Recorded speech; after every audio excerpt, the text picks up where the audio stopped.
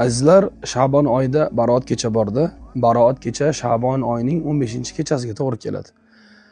Ya'ni bu yilgi 2-fevraldan 3-fevralga o'tar kecha Baroat kechasi hisoblanadi. Baroat kechada ko'pgina insonlarning gunohlari kechirilishi haqida payg'ambar sollallohu alayhi vasallamdan bir necha hadislar bor.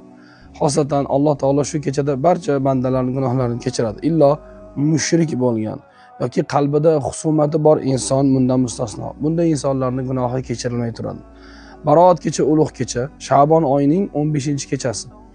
Bu kechada ibodat bilan o'tkazsak yaxshi, lekin xoslangan ma'lum bir adatdagi namoz yoki zikr yoki Qur'oni Karim tilovati yo'q. Har kim xohlagan ibodatini qilsin, kimdir namoz o'qisin, kimdir kitob o'qisin, kimdir zikr qilsin. Nima qilib bo'lsa ham iloji bo'lsa shu kechani ibodatda o'tkazsin.